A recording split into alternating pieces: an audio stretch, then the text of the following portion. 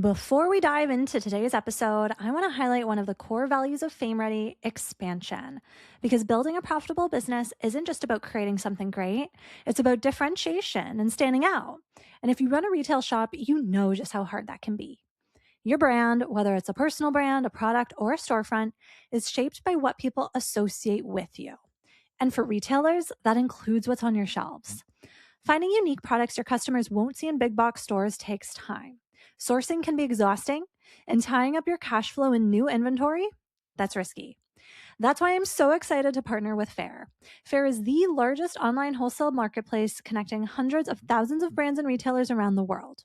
It makes discovering unique products simple and testing new inventory far less stressful.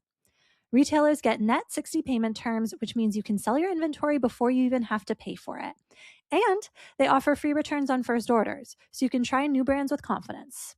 And if you're a brand listening, Fair also helps your products get discovered by retailers globally without endless cold pitching, because you know we hate a cold pitch on this show. If growing your shop, differentiating your inventory, and strengthening your brand reputation is part of your next level strategy, I highly recommend checking out Fair. If you're a retailer and you haven't placed an order through Fair before, you can find the link in the show notes and use code Katrina10 for 10% off your first order. Now, let's get into today's episode.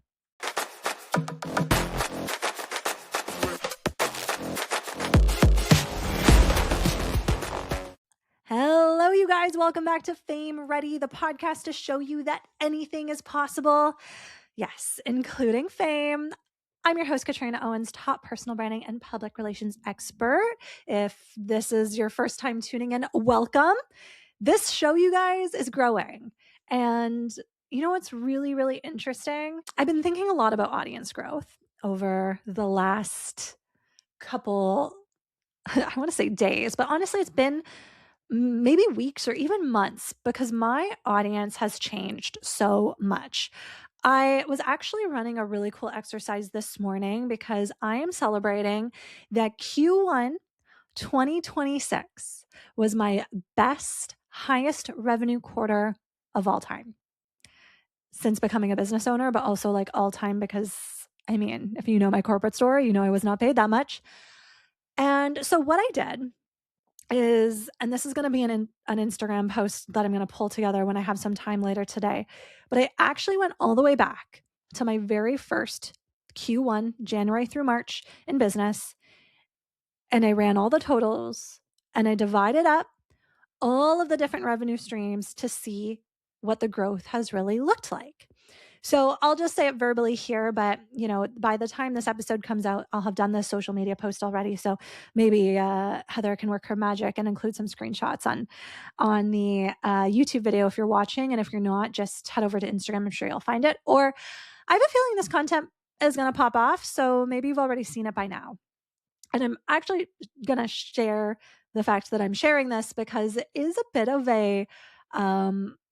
it's a bit of a not a tough one for me to share, but kind of, because I'm going to talk about some income. I'm going to share some revenue things on social media, which always like gives me a little punch in the gut feeling, but I think it's really important for this purpose.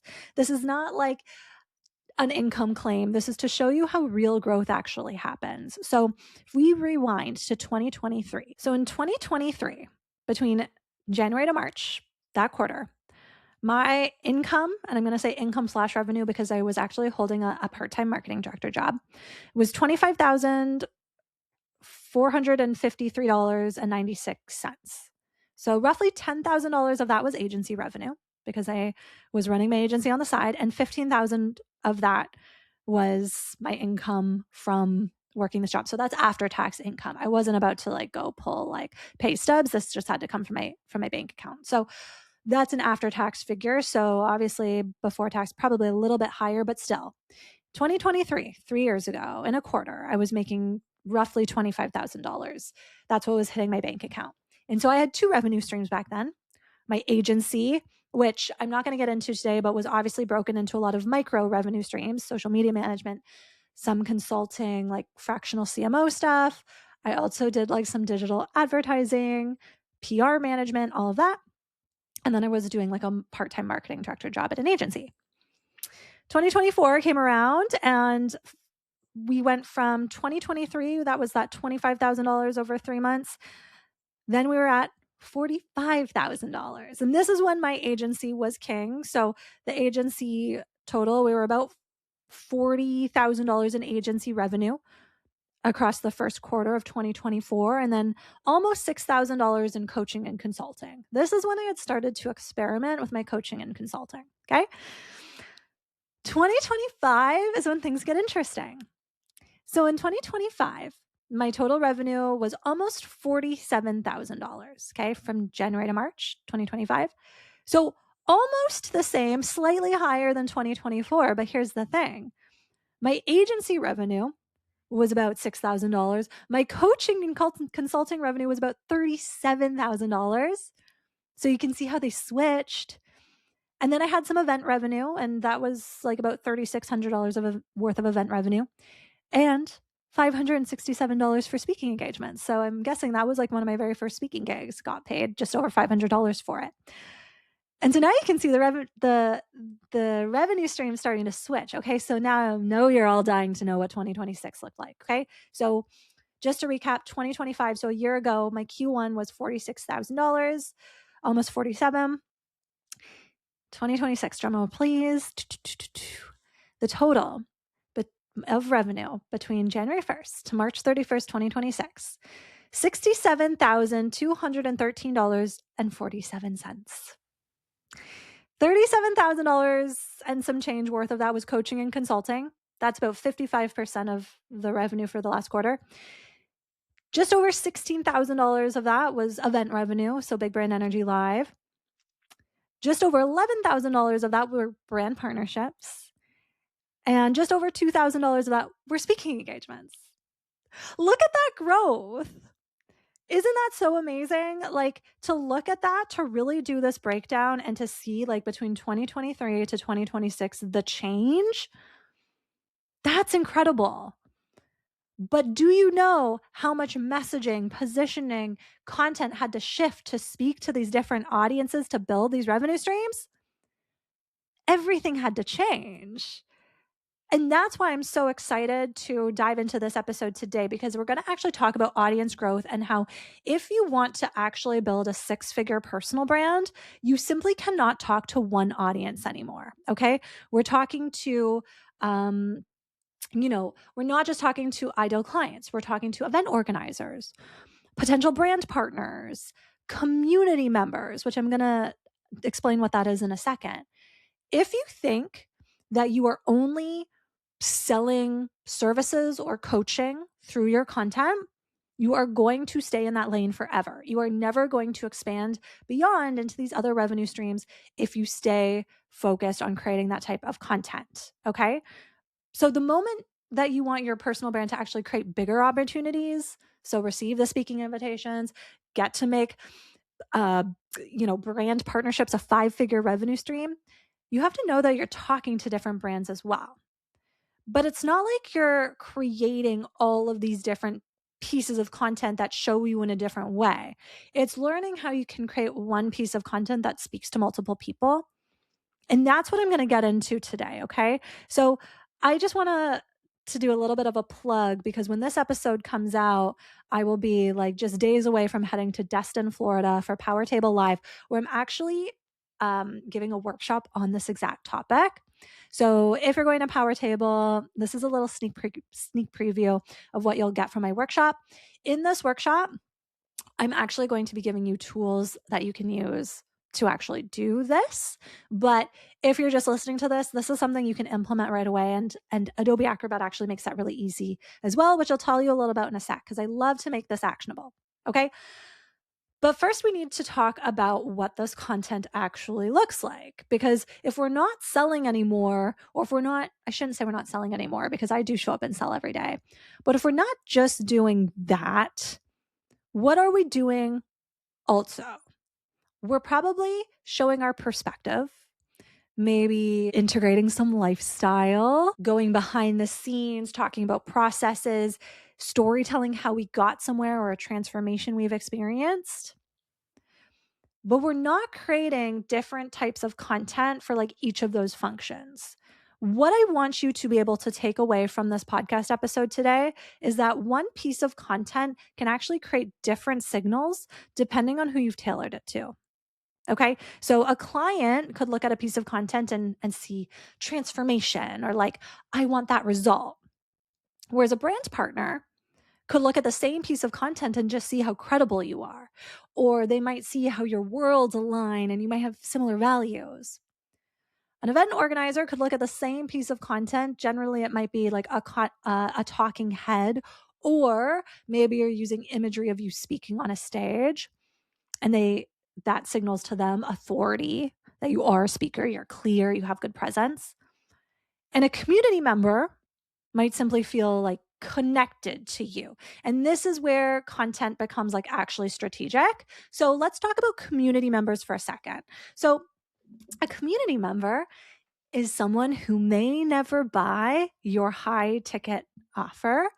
They may never even join your low cost membership. A community member is someone who listens to your podcast, consumes your content, loves your story, loves you. Maybe they come to some of your events. Maybe they just listen to the podcast or read your book.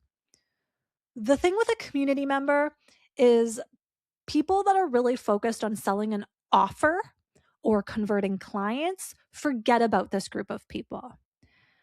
But if you're someone who, and let's just use this example because it's someone I used earlier when I was talking about this. If we think about Mel Robbins, for example, I mean, I have no idea if she actually offers coaching and consulting. I'm sure in some way she does. I am not someone who would ever be interested in that. Okay. I've never joined her membership. I've never invested money into Mel Robbins. But I will listen to her podcast if I see an episode pop up that resonates with me. And she needs me to listen to her podcast. I mean, she doesn't need me individual because her podcast is so big. But in the early days when she was growing it, each and every single person that tuned into her podcast helped her build what she has today. So do not discount people in your audience just because they're not buying your high ticket offer. Or people will say that person never invests with me anyways. That's okay.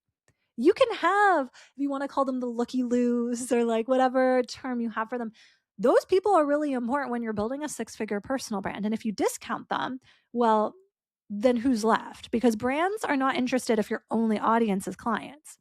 You need to be bigger than that, right? And so that's why we don't discount community members. So hopefully that resonates. That's one of the most important things that I see people get wrong. It's we think that every single person that sees our content should be converting eventually, but I don't actually think that's true. And you know what's really interesting? If you're anything like me, because I talked about this a little bit at the beginning, your audience will change.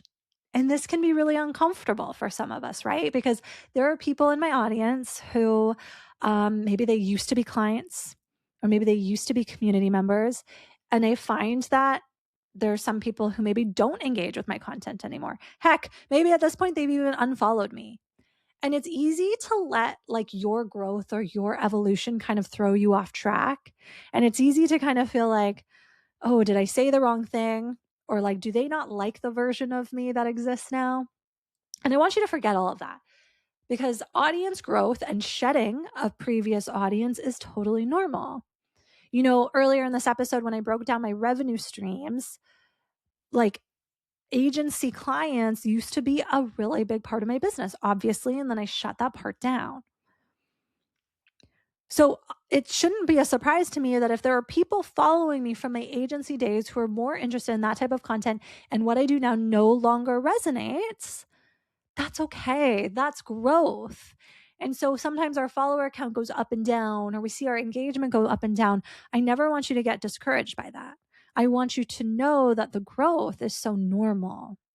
Okay. So that's what's so important. So let's talk about what actually creates content that speaks to everyone. I'd love to give you just some really tangible examples, and I'll just give you a little more context on what each type of content really looks like, because Sometimes I think we can benefit from like actually knowing what like certain hooks look like and all of that. So I actually have notes this time. I know I don't always have notes, but I wanted to be super coordinated for you. So if you're someone who is like, okay, Katrina, I have been in the service provider category for a really long time. I need to break free. And say you want to speak more to event organizers because you want to do more speaking. And maybe you also agree that you need to grow your community based on everything I've just told you, your community members, not to be confused with like a paid membership community.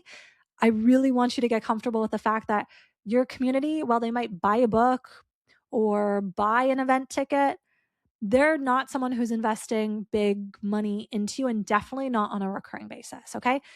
So sometimes people will get a bit nervous about making a shift. Like we think if we start talking about something else entirely, people are going to be confused, or they're going to get us confused with someone else, or they're going to think that we don't do the thing anymore. It's never that stark, okay? But that's why some of these kind of prompts or examples I'm going to give you are really important. So if you're someone who is still eager to like bring on clients, but maybe you also want to start talking to like people who are in your community or event organizers because you want to do more speaking, storytelling prompts are a really great entry point. So, storytelling is actually a content pillar that I give to each and every one of my clients as something that's a non negotiable for me. So, storytelling, by the way, isn't just sharing like what happened, it's sharing the impact that it had. So, when we're sharing like storytelling content, we share like maybe what you believed at one point or then like what you believe now. You explain how that shift happened. What happened to shift your belief? What happened that changed your life or perspective? The post that I'm going to create with these different like revenue streams and the evolution of them, that's storytelling. That is me taking my audience through a journey of like, this is what's happened. When I post this storytelling content later today, about this shift in my revenue streams, I'm going to be explaining the journey of me. And I have to shout out Taylor Smith, founder of the Power Table, because we had a call earlier where we were chatting about this and I was telling her about this content idea. And I was really nervous to post it because it is revenue and income streams. But I asked Taylor what she thinks the key to her success in really exploding Power Table this year is. And she told me that it was sharing her hero's journey. So I'm going to try it. I do share a lot of storytelling about how we got from here to here, but someone actually said to me the other day, like on a call, they were like, I know your story. Like I could repeat it back to you, back to front. And so not that that's a bad thing. I think it's really important that people know my story and resonate with it. To me, that's great brand awareness. But now it's pulling out different angles. And as someone who is coming out with a book later this year, which I'm not going to share the title. Have I shared the title on the podcast yet? I don't know, but I'm not going to share it today because I do want to make it a bigger splash. But that book is all about building a profitable personal brand generally. So it's really important that I share numerical data, because if I'm going to claim to help people grow 6-figure personal brands and all of that, I got to like come with the receipts, right? Born and raised by Bravo. So, you know me, always with my receipts. So, that is what storytelling content is, and it really is so important. Do you feel like you're the industry's best kept secret? You're the best at what you do, but it feels like it's not obvious online? The worst part, you feel it in your business. Maybe inquiries have dried up. Maybe your website looks just like your competitors. And even the people close to you have trouble telling them apart. Maybe you keep getting passed over for PR and speaking features, so you're white knuckling it. You're posting more, burning out, trying to be seen. If you're a practitioner with hard earned expertise, that's not a you problem. The online landscape has changed. Your expertise deserves to be unmistakable, not buried. Alyssa Sanglang is the founder of Contrast Collective, a boutique web strategy studio that helps experts become unmistakably trustworthy online, even in the age of AI and misinformation. She'll be at Big Brand Energy Live this June doing live website trust audits at her booth. If your online presence doesn't match the authority you carry in real life, come find her at the event. Head to contrastcollective.co/trust. I'll leave that link in the show notes to see where trust is leaking on your site right now. And a big thank you to Alyssa for being a big part of Big Brand Energy Live. We could not do this without our sponsors. So if you're someone who is like, yeah, Katrina, I love speaking engagements, all of that, but I want to get more brand partnerships.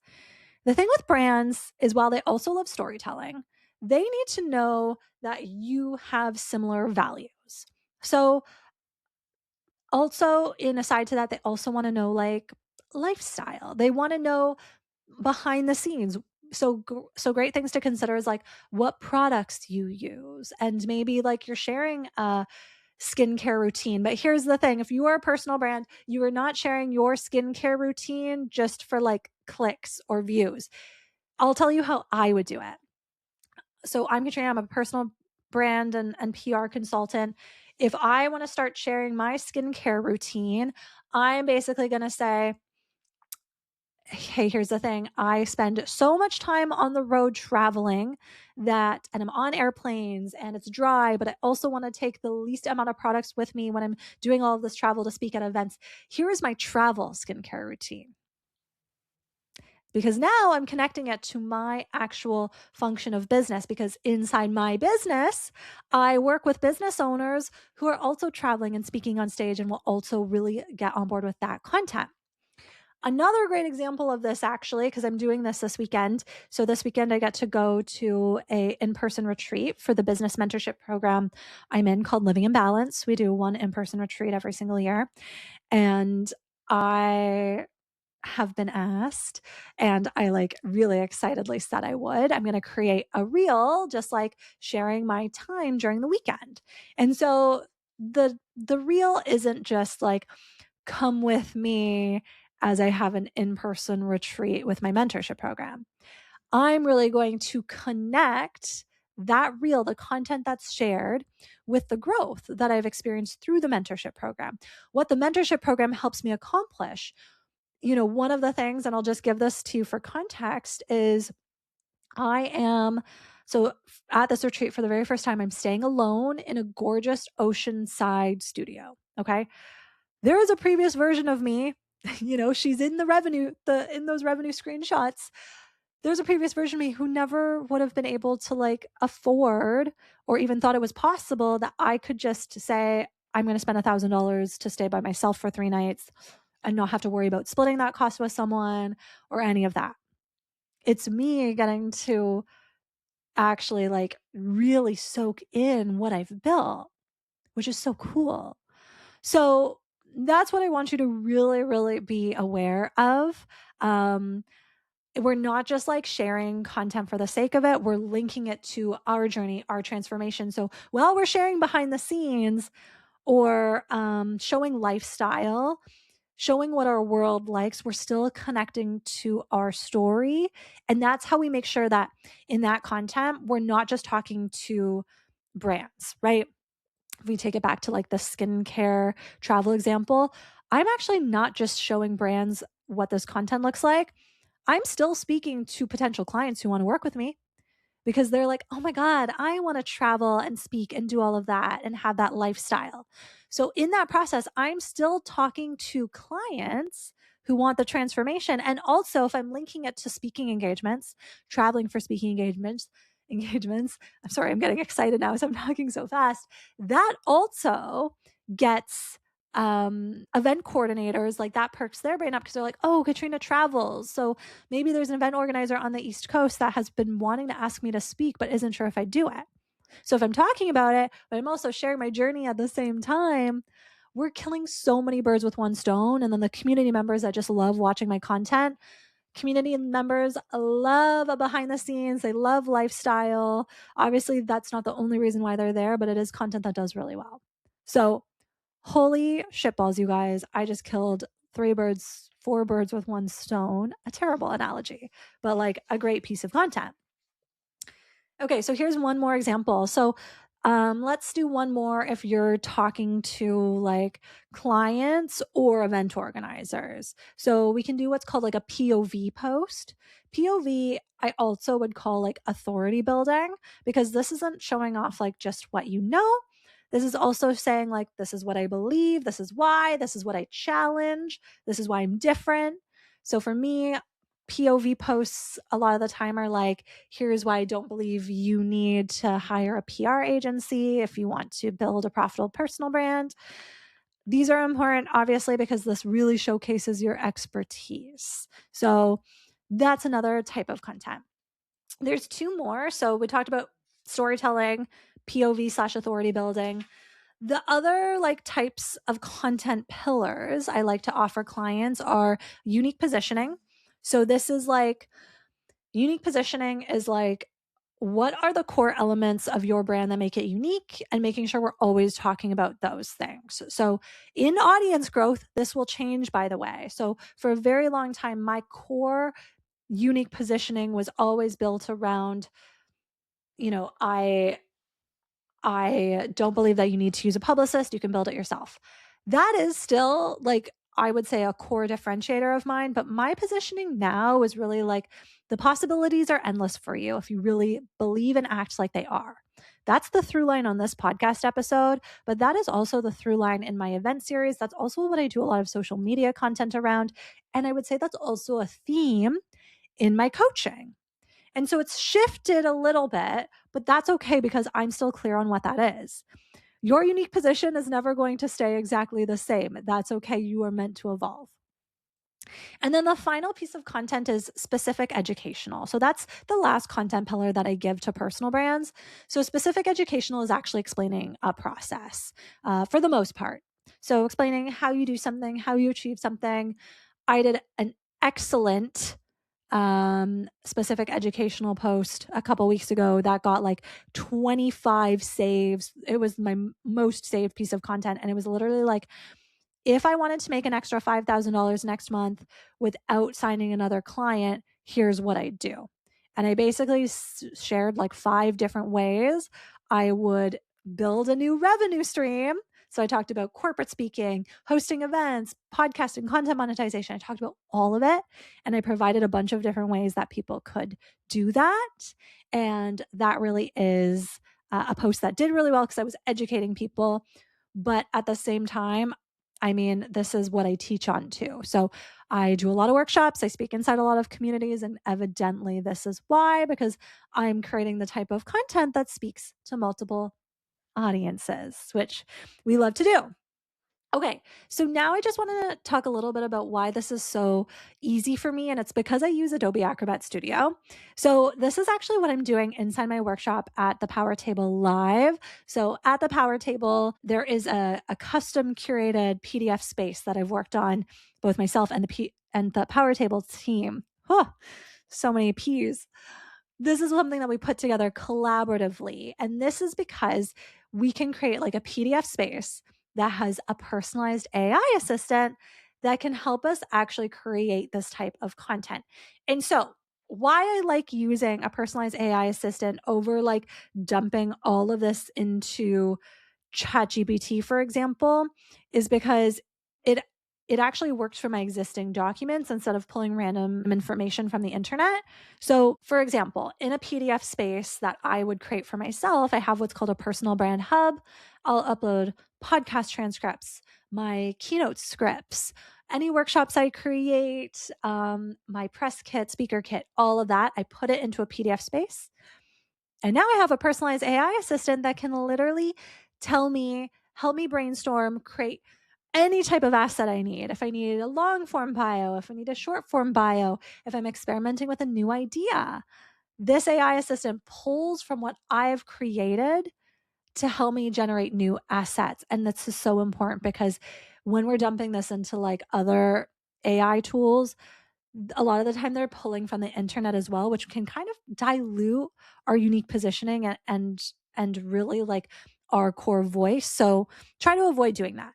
So that's why I love AI Assistant, because it actually pulls from what you actually upload. So it clarifies and refines what you're actually saying, not giving you new ideas. So for this type of content that we talked about today, this is massive because we don't want to sound like robots, and we also don't want to sound like everybody else. And we also, you know how so much content starts to sound the same because there was a period of time, I think we're shifting away from this now, but there was a period of time where everybody was using AI to like write their captions and create the content and create the carousels. I'm so glad that we're getting over that, because that type of content sounded quote unquote optimized. Optimized content, you guys, doesn't necessarily perform better. What you really just want to do is make sure that your core message, you as a human, we want that to be clear, that multiple audiences can hear what they need to. So here are some other examples of how I use Adobe Acrobat's PDF Spaces and AI Assistant. So I might use the AI Assistant to help me identify the strongest hook in a draft. So I'm not asking it to create the hook for me. I'm saying, here are some hook ideas I have. Which one is the best? Okay. I find that this is the best way to get the strongest hook, because trust me on this one, you guys, the strongest hook already lives in your brain. Stop questioning that. I promise. So, in other words, I might use AI Assistant to help me refine a message so it's clear for an event organizer or a brand partner. So sometimes I have all of these ideas. So, a great example, I was putting together a sponsorship proposal over the weekend.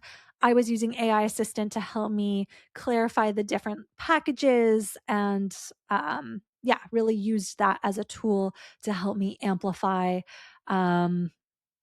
Like, okay, here's my content that's already there. Help me amplify my strongest points so I can make sure I get a yes from the sponsor. And spoiler alert, okay, I just got an email before I started recording that I did.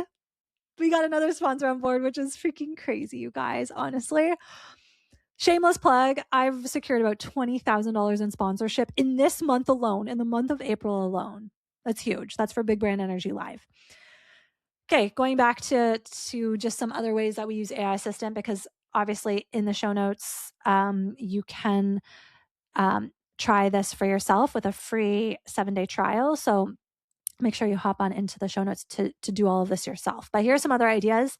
I love to use AI Assistant to help me organize notes from a workshop into stronger ideas. So your best content is already living in things you've created.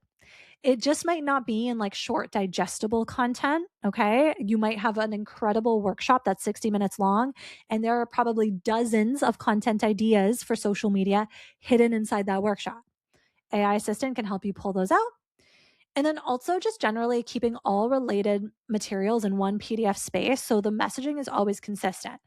And this is great, as your audience grows, so do your assets. Your assets grow and evolve. And I think what makes PDF space stronger is if you're constantly showing, like, here are all of the different ways that I can use PDF space to pull out ideas as I've evolved. So the worst thing that you could do is like, maybe it's so much work, because it is so much work to be constantly updating a Google Drive or a GPT with all of this new data. What I love about PDF Space is it's just like a place you can actually store documents generally. So if you just make it a habit to always upload your latest documents, new revisions, if you have a new press kit, you have a new speaker kit, maybe you update your bio, you're always just placing them in this PDF space, then you always have your central personal brand hub. And I have to say that this is like a key to my success too. So this is something that I'm teaching at Power Table Live, which really makes this episode like a fun crossover moment too, because it shows that I'm not just talking about this concept, like this is something I actually do in real life, which is so cool. So what I want you to do, I mean, if you're coming to Power Table Live, you've got to come to my workshop and do this in real time. The goal is that we all leave, like when that workshop is done, we have a ready to post draft that we can share. Okay. That's my mission for everybody in this workshop. So please, please come along. Yeah, it's going to be so fun. Oh my God, you guys, the way that I like need to be in Florida right now. I mean, it's sunny today in Vancouver, but it has been pretty gray. It's been pretty gray, and I'm ready for ocean sun. I'm ready for like beachy outfits. And I can't wait to take you along with me. So stay tuned to my Instagram. That's the best way to follow along the Power Table Live journey. Obviously, I'm going to be showing you guys all of this in practice in real time. Because here's the thing. If your personal brand is growing, your content needs to evolve with it. Like, thank God I am not still posting the same content that I did a year ago. There's no way I would have had the growth of the revenue streams that I had if I wasn't constantly evolving. And honestly, obviously, through all of this, we've seen me actively start talking to more than one audience. So if your personal brand is growing, your content evolves, and this means no longer speaking to one audience. And that's actually a really good thing because that means growth.